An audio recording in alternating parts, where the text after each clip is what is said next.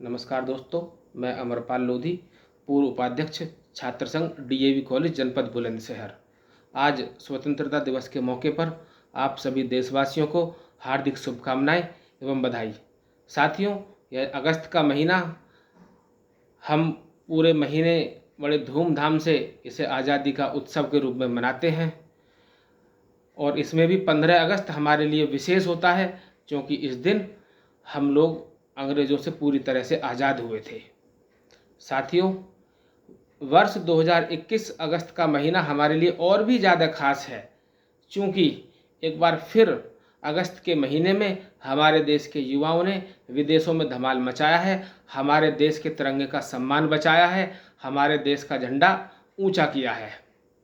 ऐसे ही सभी हमारे देश के खिलाड़ी नीरज चोपड़ा जी, मीराबाई चानू जी, रवि कुमार दहिया जी, बजरंग पुनिया जी, पीवी सिंधु जी, लवलीना बोरगोहेन जी, पुरुष हॉकी टीम भारत, सभी को बहुत बहुत बधाई एवं शुभकामनाएं।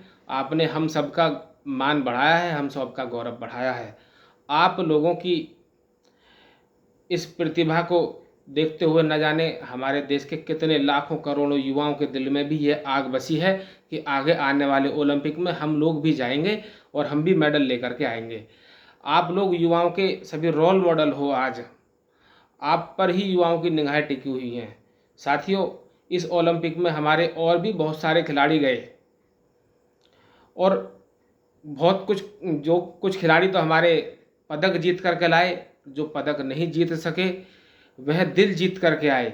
यह हमारे भारत की कला है, यह हमारे भारत की संस्कृति है। मैं देख रहा था सतीश यादव जी, जो हमारे जनपद के रहने वाले हैं, जनपद बुलंदशहर के, मुक्केबाजी में पहले भी वे कई बार हमारे देश का नाम रोशन कर चुके हैं।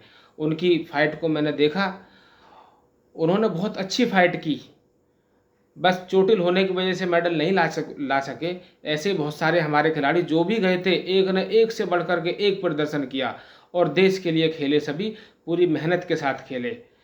तो ऐसे सभी खिलाड़ियों को भी मेरा नमन।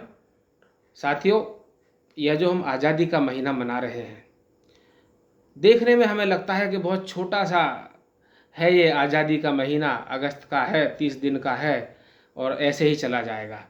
साथियों, यह जो आज़ादी का महीना है, यह जो 15 अगस्त हम मनाते हैं, यदि हम इसके अतीत में जाएं तो हम देखेंगे इसके पीछे वर्षों का संघर्ष हम भारतवासियों का रहा है, हमारे पूर्वजों का रहा है।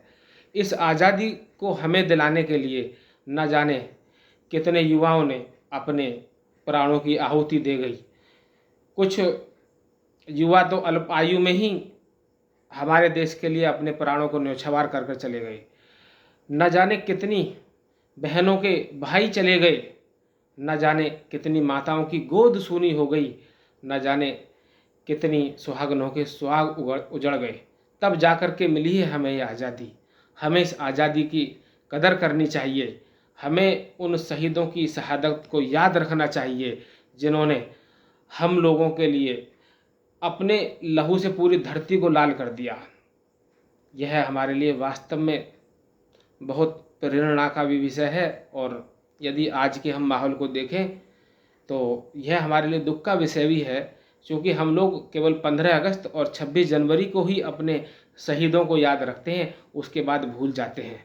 साथियों, मैं आप सभी देशवासियों से यह भी निवेदन करना चाहूँगा कि जो शहीद हैं, जिन्होंने हमारे लिए अपना बलिदान दिया है, जिन्होंने हमें ये संविधान का अधिकार दिलवाया है, जिन्होंने हमें हमारे अधिकार दिलवाए हैं, चाहे वो समानता का हो, चाहे स्वतंत्रता का हो, आज हम खुले आसमान के नीचे कहीं भी अपनी बात किसी से कह देते हैं। यह सब अधिकार हमें ऐसे ही नहीं मिल गए हैं विरासत में। इसके लिए हमारे पूर्वजों ने बहुत लड़ाई लड़ी है। इसलिए हमें उन अपने शहीदों का, उनकी शहादत का मान रखना चाहिए, सम्मान करना चाहिए। साथियों, हमें यह भी देखना होगा कि आज बहुत सारे शहीद हमारे लिए हो गए और बॉर्डर पर बहुत सारे जो जवान हैं वह भी हमारी रक्षा के लिए, हम रात में सोते हैं, वह रात में जगते हैं, केवल किस लिए? हम देशवासियों की रक्षा के लिए, इस भारत माता की रक्षा के लिए। तो हमें उनका भी ध्यान रखना चाहिए, उनके प्रति भी हमारा सम्मान होना चाहिए। साथ ही साथ हमें यह भी देखना चाहिए कि आज वो जो शहीद हैं या हमारे जो सेना के जवान हैं वह उनके परिजन किस हाल में हैं, इस चीज़ पे भी हमें ध्यान रखना चाहिए और उनका और उनके परिजनों का पूरा सम्मान रखना चाहिए। स्वास्थ्य साथियों मेरा ख़राब है थोड़ा सा, इसलिए मैं आज ज़्यादा समय नहीं दे पाऊँगा। बस पुनः आप सभी देशवासियों को स्वतंत्रता दिवस की हार्दिक शुभकामनाएं एवं बधाई। जय हिंद, जय भारत, भारत माता की जय।